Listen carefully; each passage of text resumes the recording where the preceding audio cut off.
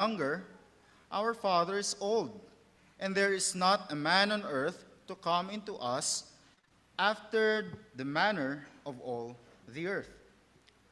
Come, let us make our father drink wine, and we will lie with him, that we may preserve offspring from our father.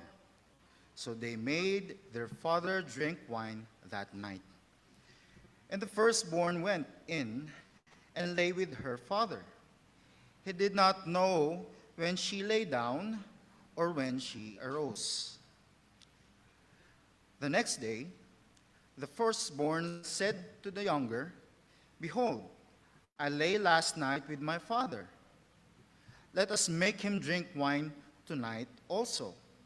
Then you go in and lie with him, that we may preserve offspring from our father. So they made their father drink wine that night also. And the younger arose and lay with him, and he did not know when she lay down or when she arose. Thus both the daughters of Lot became pregnant by their father. The firstborn bore a son and called his name Moab. He is the father of the Moabites to this day. The younger also bore a son and called his name Ben-Ami. He is the father of the Ammonites to this day.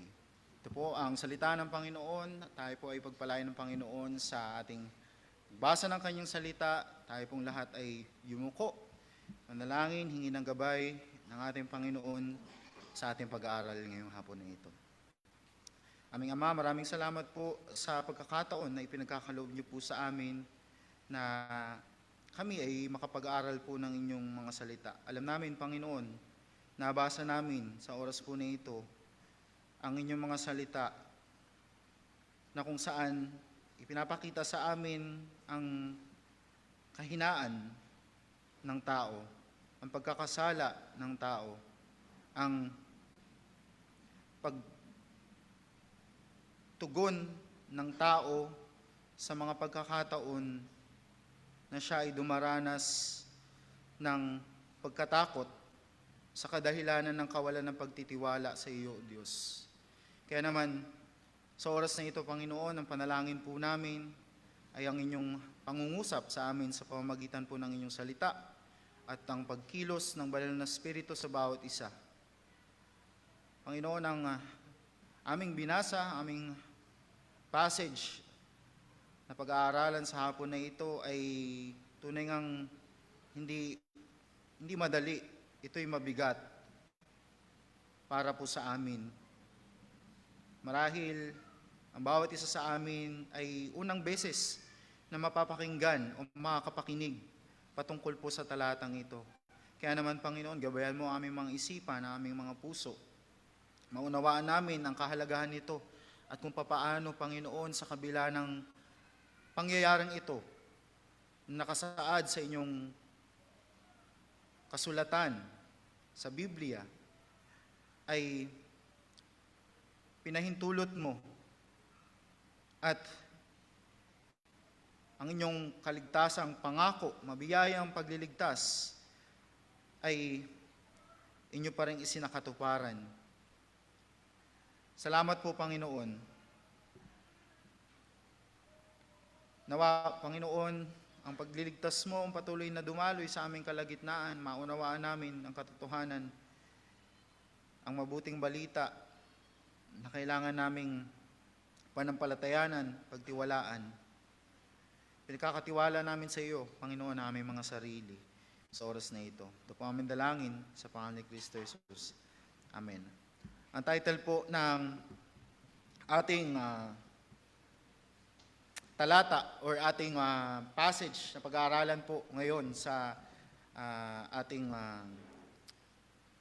as we conclude ang ating Lord's Day service ay makikita din po natin mismo sa ating talata na binasa. So dalawang beses po ito nabanggit. Ano po ito? That we may preserve the seed of our Father. At kagaya ng aking panalangin, mga kapatid, marahil ang bawat isa sa atin ay unang beses na mapapakinggan ang talata po na ito. Ako first time ko po itong ipipreach. Never pa po ako nakapakinig ng preaching regarding this. At marahil, maraming mga nagbabahagi ng salita ng Panginoon, ang iniiwasan din itong perikupi na ito sa Genesis. But by God's grace, sa biyaya ng Panginoon, sa Kanyang tulong, nawa sa ating pag-aaral ay maunawaan po natin kung ano yung kahalagahan nito patungkol sa ating pagkaunawa ng Kanyang salita, higit sa lahat, sa kaligtasang ipinagkaloob niya sa atin. So, ito nga pong title ng ating exhortation ngayon, once again, ay that we may preserve the seed of our Father. At ito yung mismong sinabi ng anak, ng panganay na anak na babae ni Lot. At mamaya, mas mabibigyang linaw sa atin kung anong ibig sabihin nito. Ngunit, bago tayo magtuloy sa ating pag-aaral, hayaan po ninyo na i-refresh ko po ang inyong mga isipan concerning sa kung ano yung mga nangyari bago po itong talata na ito or itong perikupi na ito in summary. So, kahit na or sa kabila ng paghahatol ng Diyos, complete destruction ang pinagkaloob niya, ibinigay niya sa mga taga-Sodom o sa Sodom, ay makikita po natin na si Lot at ang kanyang mga anak, ang kanyang dalawang anak na babae, ay naligtas, kanyang iniligtas, na-preserve, mercifully preserve. Ito po ay kaloob ng Diyos sa kanila. Ginawa ng Diyos sa kanila out of compassion at higit sa lahat, tandaan natin, bago mag-verse 30, anong sabi sa verse 29 sa huling banda? Sabi po doon, dahil inalala ng Diyos ang kanyang tipan kay Abraham. Naligtas si Lot at ang kanyang mga anak dahil sila ay kabahagi. Kumbaga sila ay kasali doon sa tipan ng Diyos na ginawa niya kay Abraham. At ang ating passage or perikupi na ito ay masasummarize po natin sa mga salitang ito, itong katotohanan na ito. Ano po yun? Makikita din po natin yan sa ating liturgy. Tinuturo sa atin ang ating talata na though humanity acts in fear and falls in sin, God's sovereign providence carries forward this plan of salvation, ensuring that His gracious promises are fulfilled despite our frailties. Yan yung katotohanan na makikita natin sa passage na ito. And as we read forward yung kabuuan ng salita ng Diyos, makikita natin yung katuparan ng mabiyayang pagliligtas ng Diyos. Sa Tagalog, mga kapatid, sa kabila ng ang tao ay kumikilos, gumagawa, nag-iisip nang dahil sa takot at nagkakasala, nahuhulog sa pagkakasala. Ang Diyos na makapangyayari sa lahat ng bagay, ayon sa kanyang probidensya, ay kanyang isinasa katuparan pa rin yung kanyang pangakong pagliligtas, mabiyayang pangakong pagliligtas sa kabila ng ating mga kahinaan. Yan yung katotohanan na makikita natin dito. At tatlong bagay ang nais kong ibahagi sa atin, mga kapatid, sa ating pag-aaral. Una, makikita natin sa verses 30 to 31 ay yung unendurable ordeal. O sa Tagalog, yung hindi kayang matiis na karanasan. Pangalawa, makikita natin dito yung unacceptable offense. Sa Tagalog, hindi katanggap-tanggap na pagkakasala. And lastly, sa verse 36 to 38, makikita natin yung undesirable outcome. Sa Tagalog, hindi kanais-nais na kinalabasan. ng kanilang pagkakasala. So tayo tumuloy sa ating unang bahagi ng exhortation na ito. Ngunit bago tayo tumuloy, let me ask you this important question. Ano ang inyong kinakatakot? Ano ang inyong kinakatakot sa buhay? Marahil sa oras na ito, ano yung nagbibigay sa inyo ng takot? Sa previous pericope natin, makikita natin, mababasa natin, na sa paglabas ni Lot at ng kanyang mga anak, at kasama yung kanyang asawa, mula sa Sodom dahil sa parusa na ibibigay ng Diyos o ibubuhos ng Diyos sa Sodom, inutusan ng dalawang anghel si Lot na pumunta, mag-escape, papunta saan? Sa bundok, sa hills. Pero makikita natin, si Lot na nag-plead siya, nagmakaawa siya na, pwede ba wag na lang doon sa bundok? Pwedeng doon na lang sa may maliit na na city doon. Kasi baka pag umakit kami ng bundok, di ba sabi nga ni Pastor Kirby, hindi niya alam, ano ba si Lot? Medyo malaking tao ba siya? O ano ba siya? Mabilis ba siya mapagod? Bakit ayaw niya umakit ng bundok? At doon na lang niya gustong pumunta sa hill. Kasi nga, baka daw maabutan siya, yung sabi niya. Baka maabutan ako nung parusa ng Diyos na kanyang ibubuhos sa Sodom. So, makikita natin na okay, pinagbigyan siya nung mga anghel na yun. Sige, punta ka doon. Doon sa gusto mo na na lugar. At dito sa umpisa ng ating passage, dito sa pericope na ito na ating binasa, verse 30. So, nandun si Lot sa Zoar, yung maliit na city na iyon, yun yung meaning ng Zoar, little city. Sinasabi sa atin na siya ay lumabas doon sa safe place na sinasabi niya, na siya mismo yung nagsabi, Sa tingin ko, ito yung safe place, yung little city na ito, itong Zoar na ito, para sa akin. Pero later on, dito sa verse 30, makikita natin siya, yung safe place na ito na kanyang pinili, ay nagdulot sa kanya ng takot. Nagdulot sa kanya ng takot. Basahin natin, verse 30. And Lot went up out of Zoar. Umalis siya ng Zoar. And dwelt in the mountains. Kita niyo yung yung contrast dito. Yung una, ayaw niya pumunta sa mountains. Gusto niya sa Zoar. Pero nandun siya sa Zoar, gusto naman niya, lumipat naman siya sa mountains. Bakit? And his two daughters are with him, for he was afraid to dwell in Zoar. Then, pinaiksi sa atin ni Moses, yung pangyayari na ito, dulo ng verse 30, and he dwelt in a cave, he and his two daughters. So, from Zoar, from that little city na sinabi niya nung una na safe place niya, umalis siya doon dahil natakot siya, pumunta siya ng hill, then, after noon, nanirahan siya sa kuweba, kasama ng kanyang mga anak.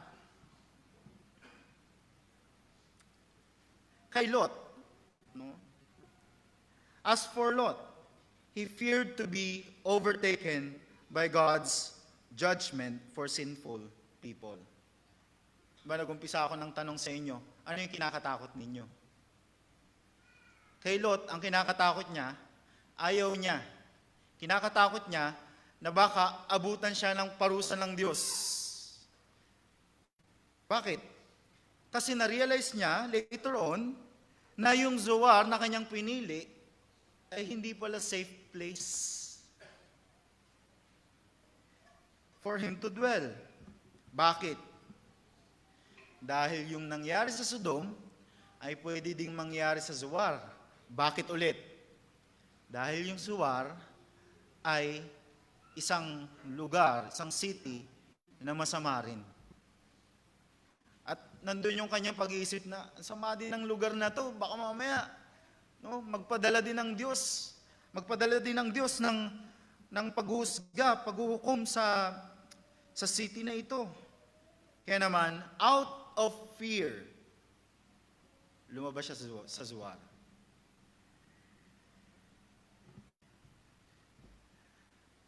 Ironically, no, mga kapatid, Lot was afraid of that thing that he himself asked for. Gets mo natin? Si Lot, natatakot siya doon sa bagay, ikinakatakot niya yung isang bagay na yun, na hiniling naman niya sa Diyos. Kaya nga totoo yung kasabihan, mga kapatid, na be careful what you wish for. Pero ito yung hindi natin makikita kay Lot. Out of fear na kanyang naramdaman. Inisip ni Lot, naku, baka abutan ako ng judgment ng Diyos dito. Pero hindi niya naalala, mga kapatid, na iniligtas nga siya ng Diyos sa Sodom.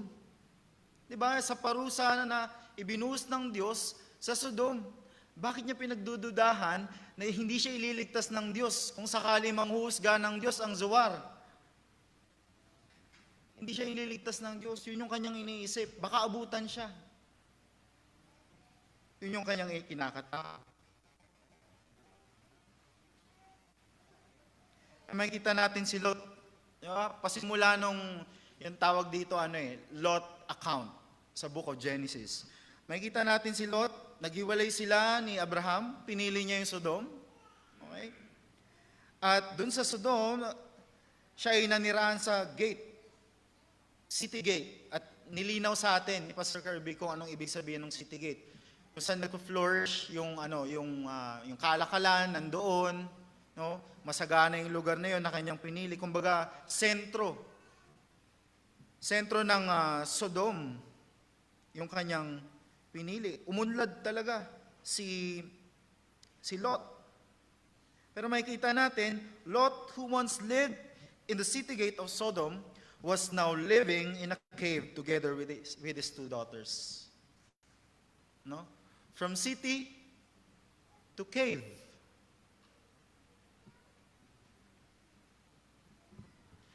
At mga kapatid, kung titignan natin maigi, ito yung mangyayari, or ganito yung kahihinatnan ng mga tao na nagre-refuse to trust God. When we refuse to trust God, our stubbornness becomes the doorway to bitter experiences. Totoo ito, mga kapatid. Kapag tayo hindi nagtiwala sa Diyos, sa kanyang probisyon, sa kanyang pagkalinga, sa kanyang kapangyarihan, sa kanyang kakayanan, na mapangyari ang lahat ng bagay, di ba't kinakain tayo ng takot? Kaya, imbis na magtiwala tayo sa Diyos, sundin yung kanyang kalooban para sa ating mga buhay, umaakto tayo o kumikilos tayo ayon sa sarili nating karunungan. Di ba inaral natin last Lord's Day? Napakinggan natin? Di ba? O ba last Lord's Day ba? Last Lord's Day pala. Tinuro sa atin o sinasabi sa atin ng Proverbs. Di ba? Na tayo magtiwala sa Panginoon. Trust in the Lord with all your heart. And lean not on your own understanding. In all your ways, acknowledge Him. Pero sa puntong ito, actually before pa sa pagiging makamundo ni Lot, pinili niya ang Sodom. Isang makasalanang lugar. Pinarusahan ng Diyos. Muntikan siyang abutan. Buti niligtas siya na sa biyaya ng Diyos dahil sa tipan ng Diyos kay Abraham. Pinili niya naman ang Zoar. Ngayon naman natatakot na naman siya, baka husgahan ng Zoar. At ngayon, nasaan siya? Nasa kuweba. kasama ang kanyang dalawang babaeng anak. Ganyan ang mangyayari sa atin kapag hindi tayo marunong makinig sa kalooban ng Diyos. Kapag hindi tayo nagtiwala sa karunungan ng Diyos para sa atin. Nalalagay tayo sa mga sitwasyon na hindi maganda. Na later on, pagsisisihan natin, ba't ko ba kasi ginawa to? Ba't ko ba kasi pinili to?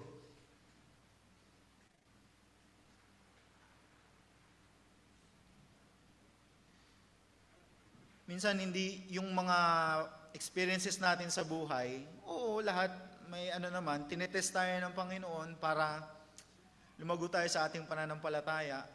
Pero karamihan or karaniwan ng nararanasan natin mga pagsubok sa buhay, kagagawan din natin. Kagagawan din natin, mga kapatid. Natuloy tayo. Verse 31.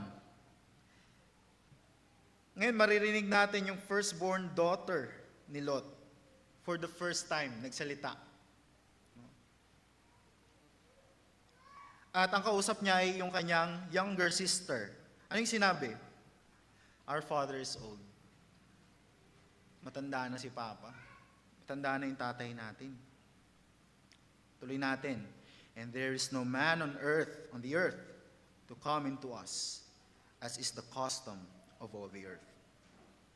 Kung i-observe natin mga kapatid yung passage na ito,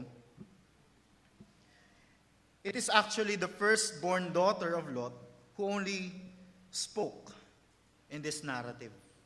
Tignan ninyo yung Bible ninyo. Walang ibang nagsalita dito. Si Lot, hindi siya nagsalita. Yung younger sister ng firstborn ni Lot, hindi nagsalita.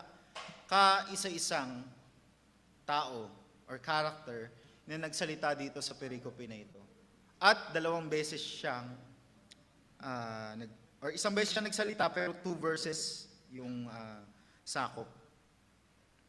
So tingnan natin. Verse 31 and 34. Dalawang beses siya nagsalita.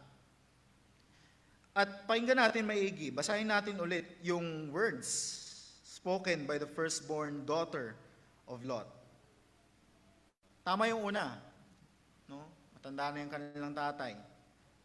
Pero tignan natin yung mga words na ito na binanggit ng firstborn.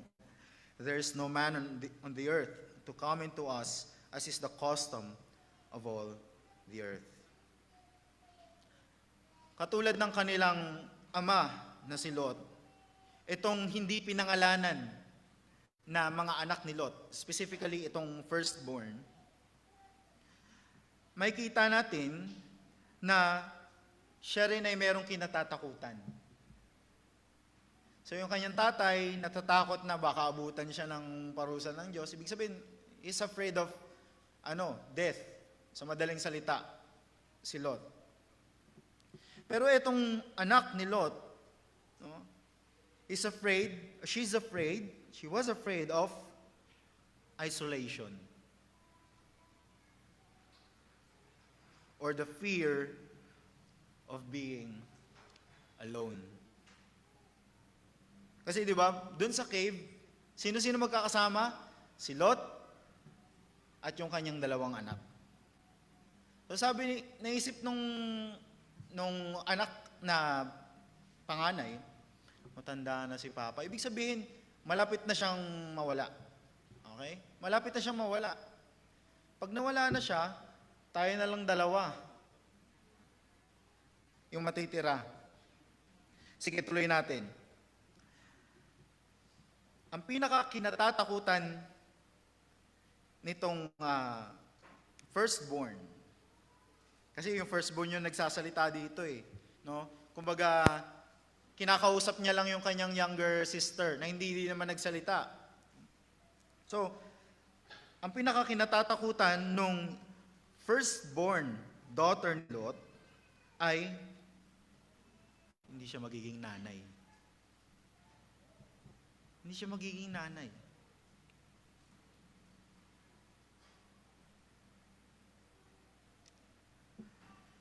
What God intended as a blessing, they treated, or she treated, as a necessity.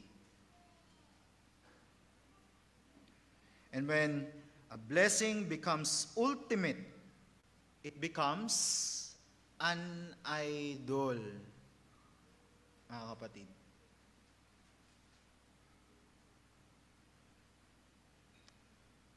Tayo ay nagpapasalamat sa Panginoon sa mga kananayan na meron tayo dito sa Field of Grace Reformed Church. Papasalamat tayo sa mga kanya-kanya nating mga nanay. No? Yung biological natin, mga nanay natin. Even dito sa church. At alam din natin, mga kapatid, na maging ating mga single ladies dito sa church ay praying na by God's grace, by God's providence, ay maging nanay din sila. Nag-agree ba kayo? Diba? Pinapanalangin yun at God's or in God's appointed time. Pero tandaan natin ito, mga kapatid, sa bawat isa. Sa mga, hindi lang sa mga nanay, maging sa mga tatay din. Or sa pagiging nanay, sa pagiging tatay.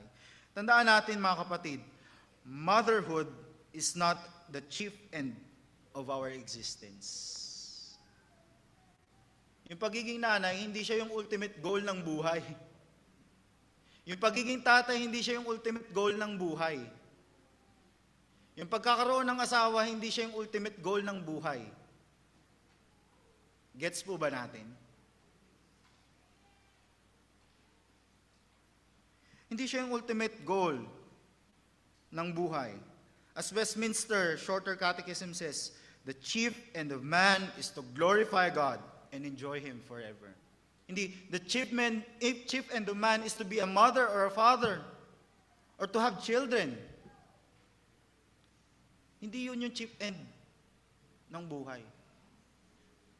Kawawa naman ang mga kapatid natin na hindi na pagkalooban ng anak or walang kakayanan na magkaroon ng supling. Ibig sabihin, hindi nila maabot yung kanilang yung goal or end ng kanilang existence. Hindi mga kapatid. Yung worth natin, yung value natin comes from being made in God's image. Hindi tayo nagiging bearers of God's image kapag nagkaroon tayo ng anak. Kapag naging nanay tayo, naging tatay tayo, hindi yun. Our worth comes from being made in God's image, not from having children. Kaya mga kapatid, lalo na sa atin na lahat, huwag natin i-idolize or gawing idol yung pagiging nanay o pagiging tatay. Kung loobin ng Diyos, ayon sa kanyang providensya, magpasalamat tayo. Kung hindi naman, magpasalamat pa rin tayo. Di ba nakakausap natin, naobserbahan natin, mahirap maging nanay, mahirap maging tatay. Hindi lang yung pag-aalaga, hindi lang yung pag-provide para sa family. Lahat ng aspeto. Kailangan mong unahin yung pamilya mo, yung anak mo. As an application, mga kapatid, kung ikaw ay isa ng nanay, mayroong mga anak, luwalhatiin mo ang pangalan ng Diyos sa pagiging nanay mo. Alagaan mo ang iyong anak or mga anak, sila ipalakihin mo at itrain sa pagkatakot at pagkaunawa kung sino ang Diyos. Ibahagi sa kanilang patuloy ang pagliligtas ng Diyos sa pamamagitan ni Kristo Jesus. At kung ikaw naman ay may asawa na, ngunit naghihintay pa rin sa biyaya ng Diyos upang pagpalain ka na magkaroon ng anak together with your husband, ganun din. I-glorify mo ang Panginoon or i-glorify ninyo kasama ng iyong asawa ang Panginoon sa kalagayan ninyo na wala pa kayong anak. And lastly, para sa mga single, specifically sa mga single ladies dito sa church or kung sino man nakakapakinig sa atin sa Facebook, pray harder din. Same. Glorify God in your single life. Glorify God in your single life. Sabi ni Calvin, comment dito sa verse 31, because they were assured that families are maintained by children, it was hard for them, and it was a continual cause of grief that they were without children. Wala pa kaming anak. Yung tatay namin matanda na, mamamatay na. Tapos 2 kaming babae dito. Sabi nga nila, di ba, ubos na yata ang lalaki sa buong mundo. Di ba? Ubos na yata ang lalaki, sis, di ba? Paano na tayo? Hindi na tayo magiging mother. Hindi na tayo magiging nanay. Hindi na tayo magkakaroon ng pamilya. Mamatay tayo mag-isa. Malungkot. Tuloy ko yung comment ni Calvin. Also the emptiness when their father would be dead could seem to be unbearable for them because they saw that they then would be lonely and without any help. Wala nang tutulong sa atin. Mag-isa na lang tayo. Kaya, pakinggan natin maigi, mga kapatid, yung katotohanan na ito. Let us see the cost of forgetting God. Despite being spared from His judgment, Lot's daughters could not trust him to care for their future. No? Iniligtas kayo ng Diyos mula doon sa kaparusahan, destruction na ibinigay sa Sodom. Tapos pinagdududahan ninyo na hindi kayo ililigtas ng Diyos from that fear of isolation, from that fear of being alone, for your future, for having a husband or a wife or a child. Bakit? Dahil kinalimutan nila kung sino yung Diyos. Hindi nila naalala yung pagliligtas ng Diyos sa kanila. Yung pagkalinga ng Diyos sa kanila sa kabila ng katigasan ng ulo ng kanilang tatay. Kasama na rin sila dun.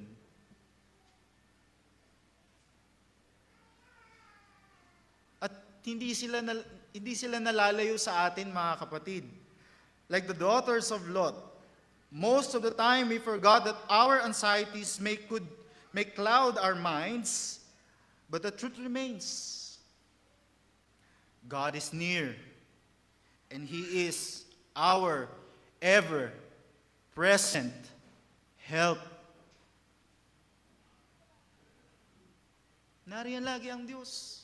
Oo, nasa kuweba sila. Sila na lang ang nandun. Pero makakatawag sila sa Diyos. Sa Diyos ng tito ni Lot na si Abraham.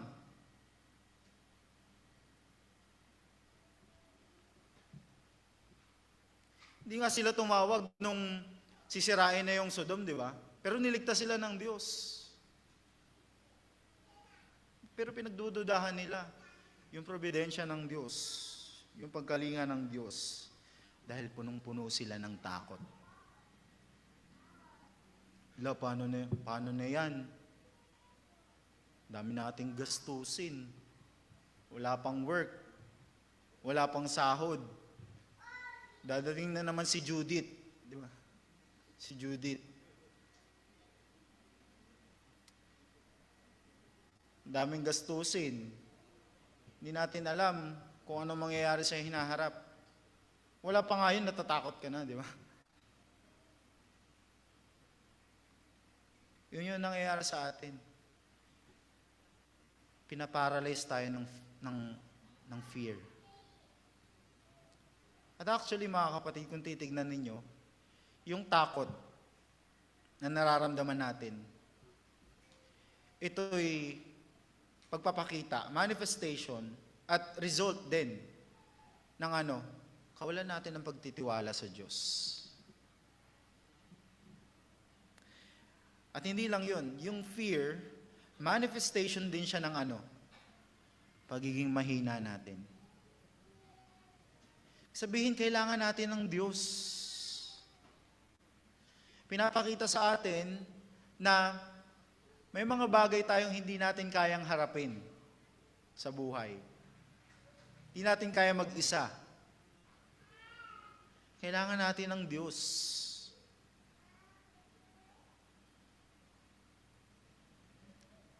At ang maganda dito, pinapaalala sa atin ng Biblia, ang Diyos hindi malayo. Siya ay malapit sa mga tumatawag sa Kanya. At siya ay handang tumulong sa atin sa lahat ng pagkakataon.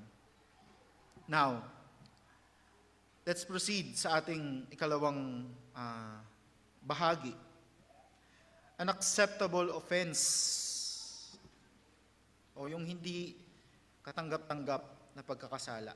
So, again, background. Sabi nung firstborn daughter ni Lot, matanda na si tatay. Tapos, wala na yatang lalaki, no? Wala na yatang lalaki sa mundo. Tayo na lang yung matitira. Ito na yung sumunod. Verse 32. Bilang panganay, dapat responsible. Nagabayan ng panganay na anak ni Lot, yung kanyang younger sibling. Sa karunungan. Ngunit yung makikita natin dito, mga kapatid, exact opposite. No? Imbis na nagabayan siya sa wisdom, nilid siya, or ini-encourage siya, in-urge niya yung kanyang younger sister to do that which is abominable. Sabi ng firstborn sa younger, basahin natin verse 32. Come, let us make our father drink wine, and we will lie with him, that we may preserve offspring from our father. Kahit yung mga anak ni Lot na sinasabi sa Hebrews, na si Lot ay considered as righteous. No? Hindi dahil righteous siya, kundi dahil kabilang siya dun sa pangako or tipan ng Diyos kay Abraham. Itong mga anak ni Lot na na-spared from God's judgment to Sodom became like the daughters of the city that they fled. The daughters of Sodom. Yung mga anak ni Lot na babae ay naging katulad ng mga anak ng taga-Sodom kung paano mag-isip. Yung kanilang morality ay ganun din. At katulad ng kanilang tatay, sila ay nagkaroon ng takot at naging makakalimutin sa pagliligtas ng Diyos. Sa kabila ng kanilang nakita ng kanilang mga mata, yung pagliligtas ng Diyos, yung kanilang mga puso, ay itinuon nila ang kanilang mga sarili sa, hindi, i-preserve natin yung ating mga sarili. Di ba na-preserve sila from judgment?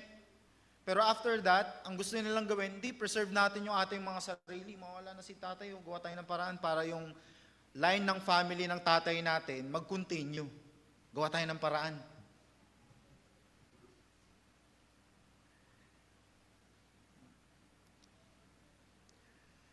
Though they had witnessed God's saving power firsthand, their hearts turned to self-preservation and human schemes rather than trusting in God's providence. Itong tragic account na ito, nire-remind tayo ng proximity to righteousness or deliverance does not automatically guard the heart. Hindi porket si Lot at ang kanyang mga anak ay naligtas mula doon sa judgment. Yung kanilang mga puso ay naingatan mula doon sa pagkakasala. At dito nga makikita natin yon. Kaya makikita natin dito mga kapatid yung katotohanan na ito. Even those raised in faith can be led into sin when they forget God's faithfulness and rely on their own understanding. Yun, narinig ko yung boses ko, di ba? So yung mga kapatid, tandaan natin yun, hindi porket nandito tayo sa church. Maging sa mga anak ninyo, maging mga sa anak ninyo. Hindi porket baptize, sigurado ng, okay, ano na to? Ligtas na to, hindi na to magkakasala. Kaya nga laging pinipreach sa atin ng law and gospel. Kasi nandun yung katotohanan na kahit na mananampalataya na tayo, na-receive na natin yung sign and seal of the covenant, which is baptism, na tayo pagmamayari ng Diyos, tayo, mga kapatid, ang bawat isa sa atin nakakalimot. Nakakalimot tayo sa katotohanan, kabilang na tayo sa Diyos. Hindi na tayo kabilang sa mundo na ito. Naalalahanin dapat natin yung kaligtasang ipinagkaloob sa atin ng Diyos sa pamamagitan ni Kristo Jesus. Ano nangyayari sa atin? Every after Lord's Day, kapag yung ating mga paningin, lagi na nating narinig ito, yung ating mga paningin ay wawaglit natin doon sa katotohanan ng mga buting balita na ating tinanggap, kinakalimutan natin yung kaligtasan, mabiyayang kaligtasan na tinanggap natin sa Diyos, kung sino tayo, bumabalik tayo sa ating kapalaluan.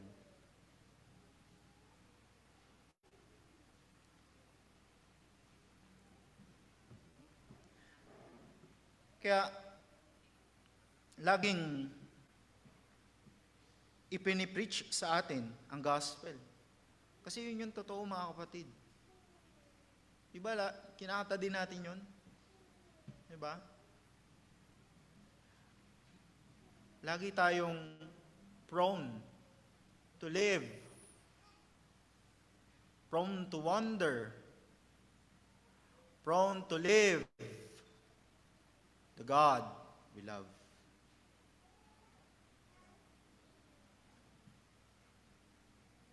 Kaya mahalaga, mga kapatid, it is therefore essential that we raise our children within a faithful community. Si Lot, ano bang pinili niya? Sinama niya yung kanyang mga anak. Saan sila nanirahan? Sa Sodom. Ano ba yung Sodom? Diba? Yung outcry against Sodom, umabot sa Diyos. Anong gusto kong ipunto dito, mga kapatid? Simple lang. No? Although nangangarap tayo na magkaroon ng, siyempre, maayos na matitirahan, ganyan-ganyan, no? Para maingatan yung ating mga anak, no? Hindi sila mapollute ng ibang mga taong hindi mananampalataya. Pero yung katotohanan nito, mga kapatid, kahit saan natin dalhin yung ating mga anak, no? Nandiyan pa rin yung katotohanan ng pagiging makasalanan natin. Kaya kailangan, importante na ma-raise yung ating mga anak sa faithful community, godly, faithful community, where they can be guided in true fear and knowledge of God. Itong responsibility na ito, una nag-uumpisa, of course, sa kanya-kanyang pamilya. Hindi trabaho ng pastor, ng mga elders sa church, ng mga members sa church, ang palakihin, i-train ang inyong mga anak, respectively, in the fear and knowledge of God. Nag-start to sa family, yung mga parents. Pero malaking bahagi yung church na kinabibilangan ng family na ito. Kaya, mga kapatid, as fellow members of this congregation, we are instruments of God. No, tayo kabahagi ng Diyos, no, sa kanyang mabiyayang pagliligtas, nurturing the children He has entrusted to believing parents. Through baptism and the faithful instruction of the church, these children are introduced to the promise of God and actually receive God's promises in the knowledge of salvation, growing under His covenant care from the very beginning of their lives. So nung, di ba, may infant baptism, tinanong yung mga magulang, no, walang reformed ninong. So, tinanong yung mga magulang, ito yung responsibilities ninyo para according dun sa baptism. No? Tayo din tinatanong, hindi ba? Tinatanong tayo. Meron din tayong gampanin, although hindi primarily. No? Meron din tayong gampanin bilang kapwa kabahagi ng lokal na iglesia na ito. Sa biyaya ng Diyos, magiging kasangkapan din tayo upang yung bata na ito na lumaki sa church o pinagkaloob ng Diyos sa member ng church na ito, siya din ay lalago sa pagkaunawa ng mabuting balita at ipapahayag ang kanyang pananampalataya later on. Kaya yun yung mahalaga, mga kapatid, no? I-raise natin ang ating mga anak sa isang godly, faithful community. Which is yun yung hindi nagawa ni Lot. Kaya kung titignan natin, yung mga anak niya, diba, dahil sa ganong ordeal na meron sila, ang naisip nila, tawag tayo sa Panginoon, pray tayo, ang gagawin natin. O kaya, balik tayo dun sa sa tito ni Papa, na si Abraham. Lolo na, no? Lolo Abraham. Balik tayo sa kanya.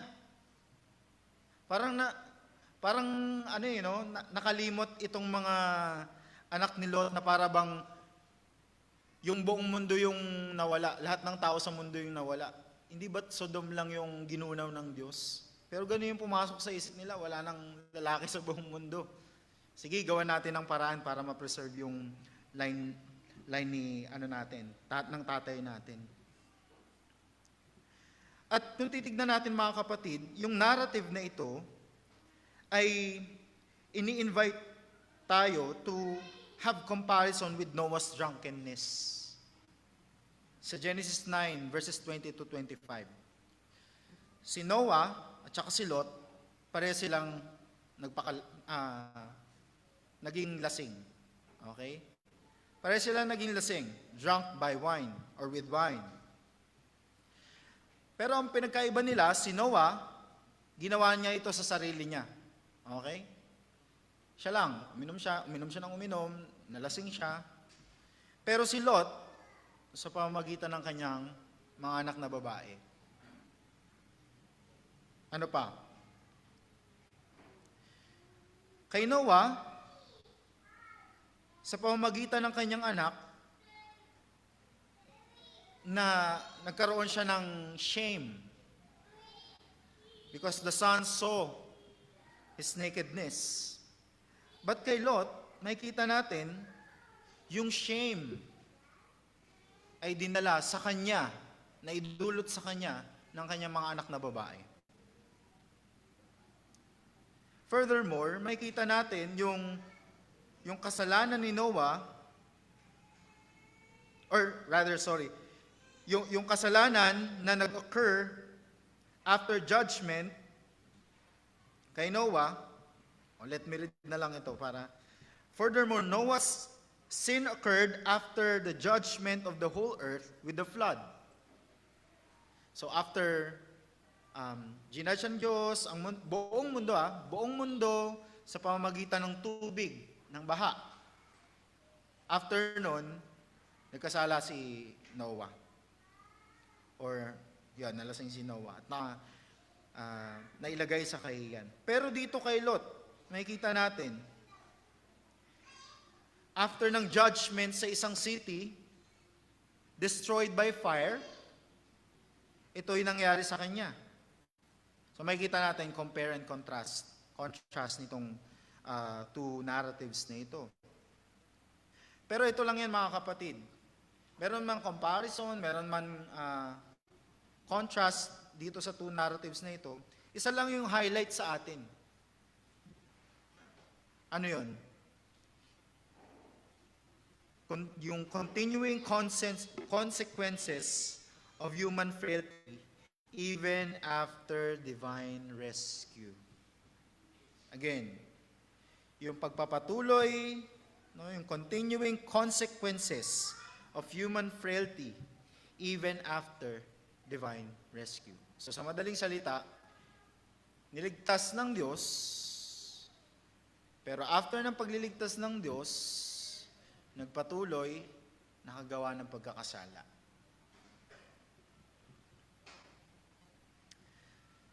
Sa Biblia, makikita natin na yung story ni Lot at ng kanyang mga anak na babae stands alone as a record of father-daughter incest.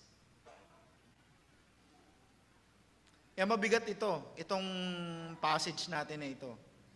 Bakit sinulat pa? Bakit ni-reveal pa? Bakit ni-record pa itong narrative na ito? Anong purpose?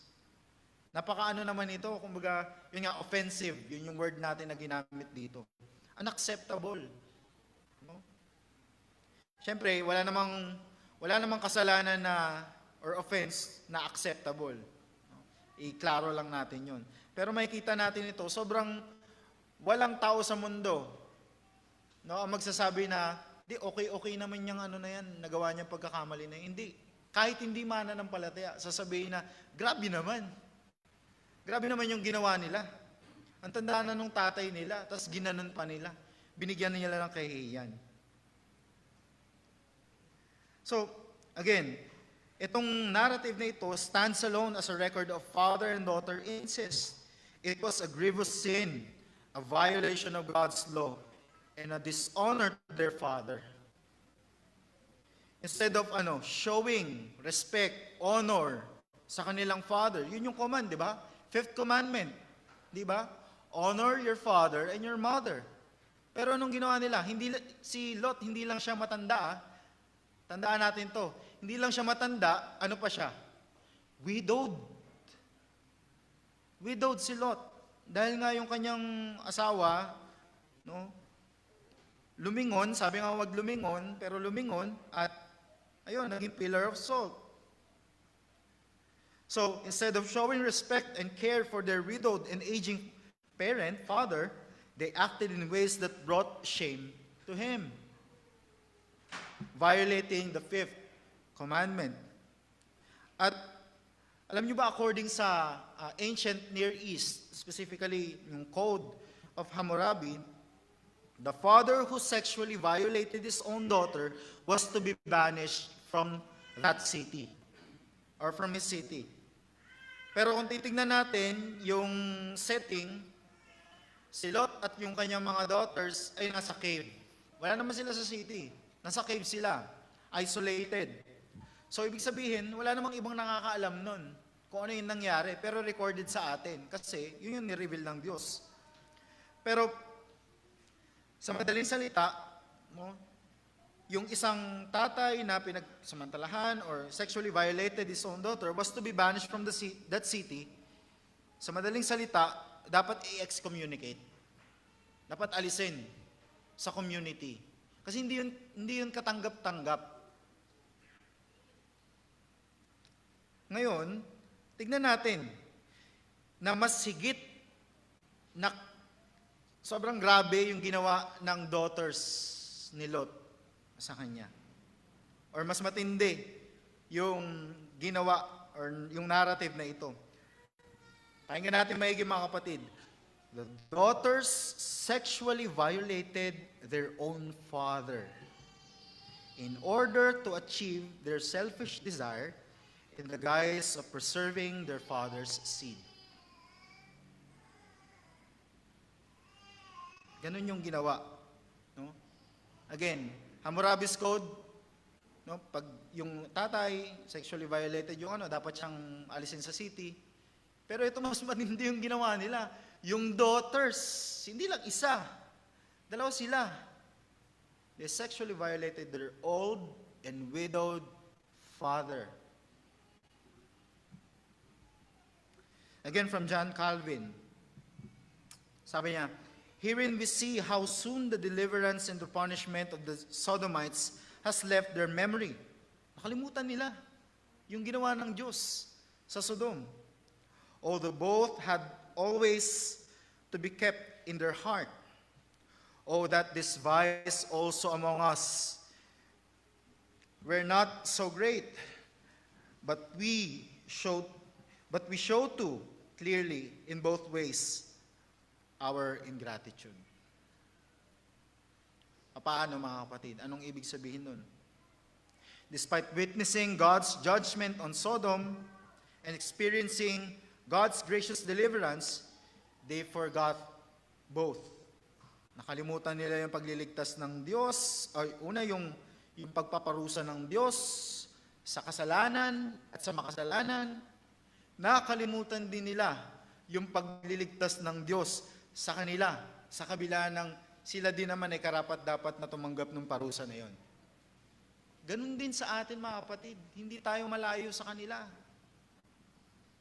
Hindi ba't mga kapwa din tayo dapat tumanggap ng parusa ng Diyos at hindi naman karapat-dapat tumanggap ng kanyang pagliligtas? Ngunit ayon sa kanyang biyaya, ito yung ating tinanggap.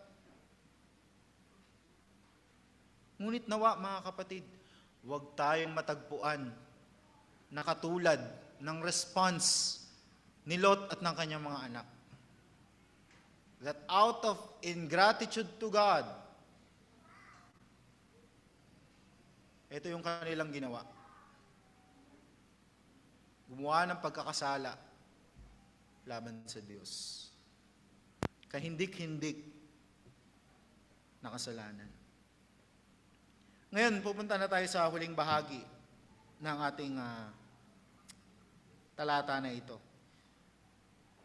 Undesirable outcome. Yung hindi ka nais-nais na kinalabasan ng ginawa ng mga anak ni Lot sa kanya. Yung pagre-record ng narrative na ito serves as, sabi ng isang scholar, a polemical or controversial episode. No? Ito'y controversial. Kasi nga, paano na-record to? Sila-sila lang naman yung nandun. No? Casting a shameful label of the founders of the nations of Moab and Ammon, and is now to be considered a model of acceptable sexual behavior in the ancestral stories. Bad example. Huwag niyong gagayahin nito Yun yung ibig sabihin lang. Ayun yung pinaka-point. Yung ginawa ni Lot,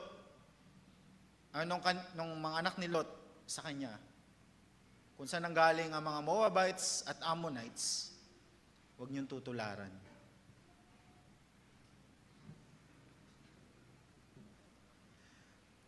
Basahin ulit natin yung passage. Thus both the daughters of Lot became pregnant by their father. Emphasize yun. The firstborn bore a son and called his name Moab. He is the father of the Moabites to this day.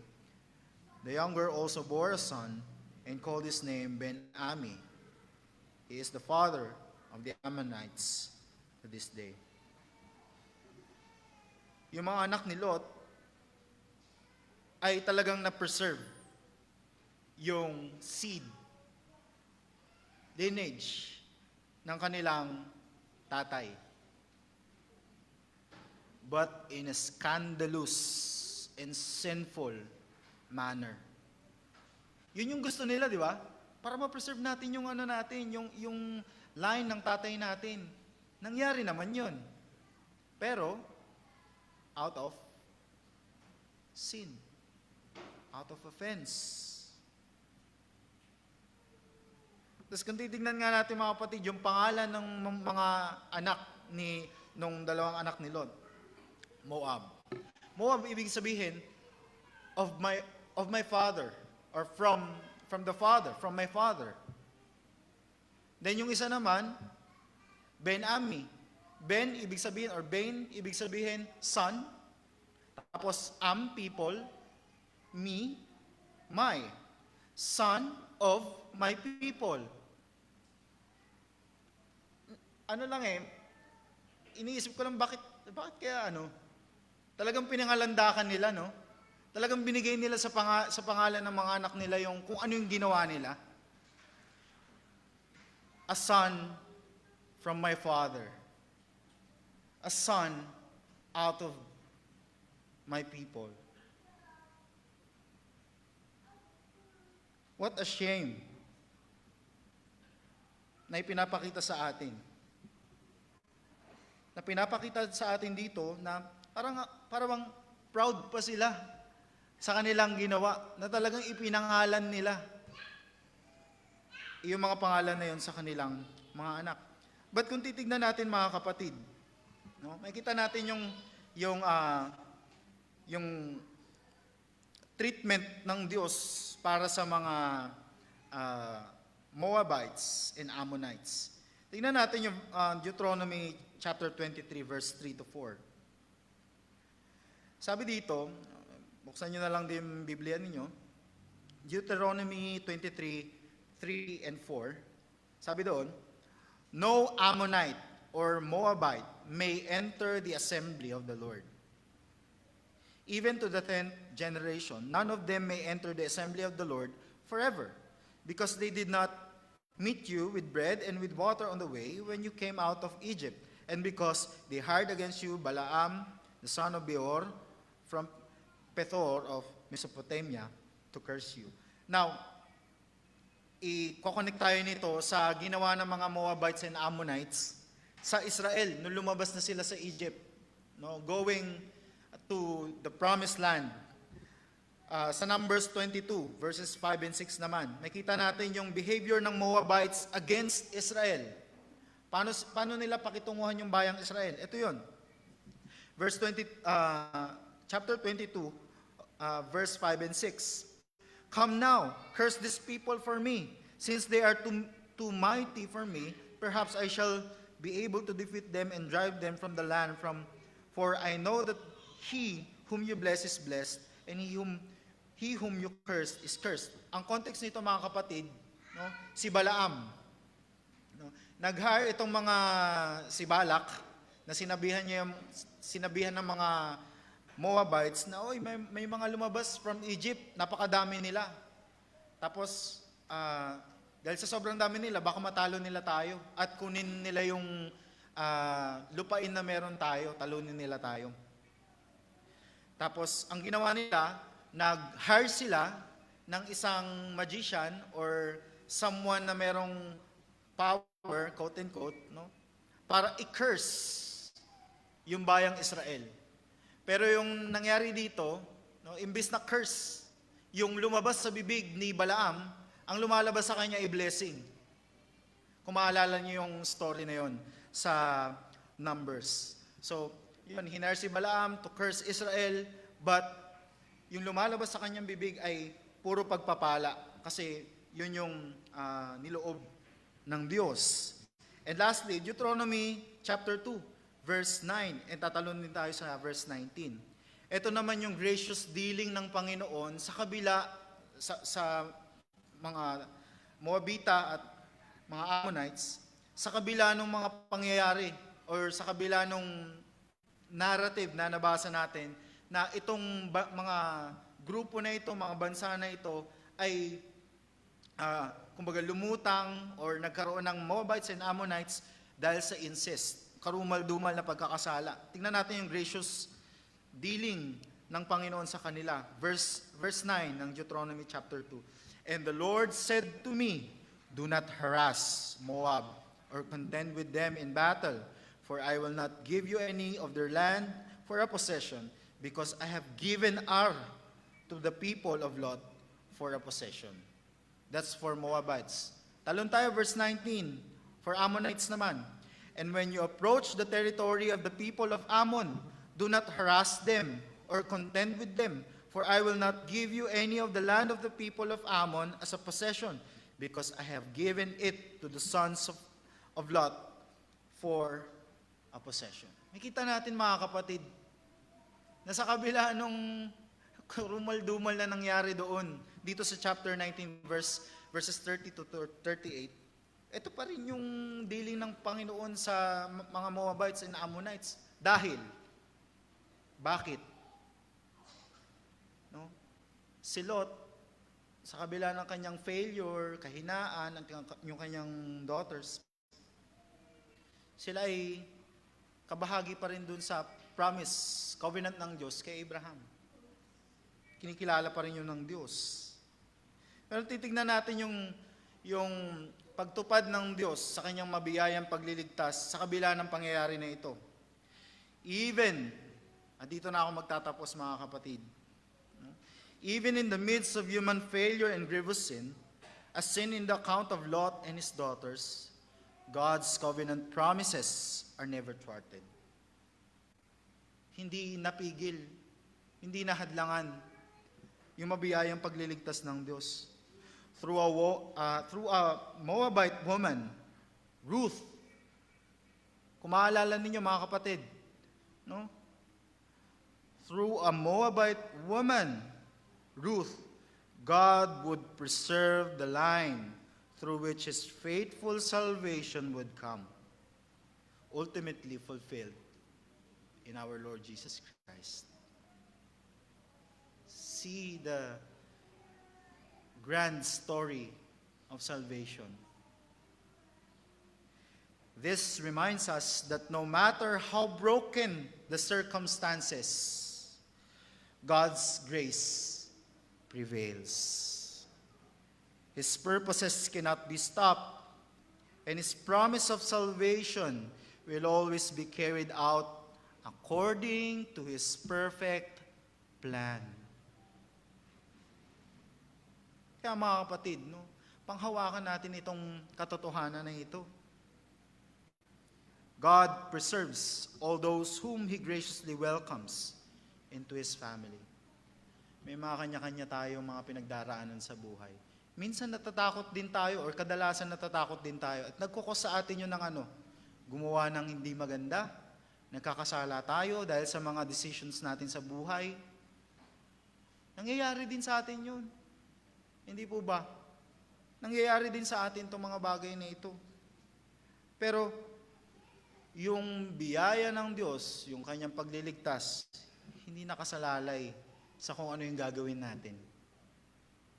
Hindi mahahadlangan ng mga takot na meron tayo, ng mga failures natin, ng mga kahinaan natin sa buhay. May kanya-kanya tayong kahinaan, may kanya-kanya tayong mga pagkakasala. Ngunit hindi nun mahahadlangan yung pagliligtas ng Diyos para sa atin. Dahil finulfill na ng ating Panginoong Jesucristo ng kumpleto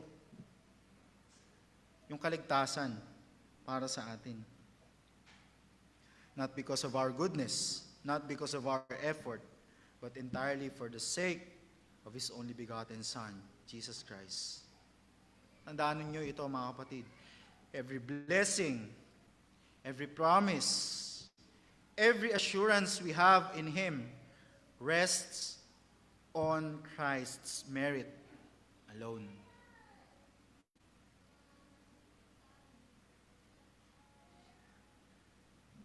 That's why even when we stumble, even when we fail, God's faithfulness does not waver.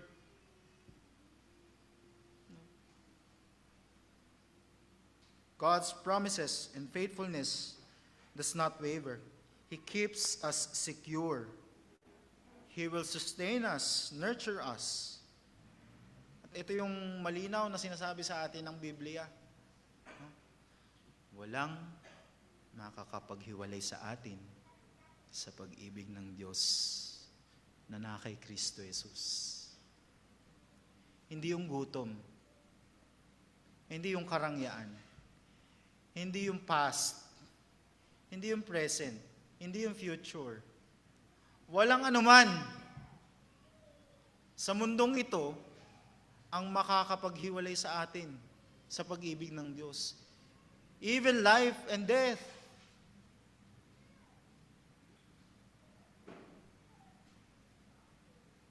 At nawa mga kapatid, ang katotohanan na ito, ang bumalot, mag-comfort sa ating mga puso't isipan, maging pag-asa natin at kagalakan na tayo ay kabilang, tunay na kabilang kay Kristo. Tayo ay tunay na kabilang sa Diyos na siyang nag-preserve sa kanyang mga hinirang. And He protects them.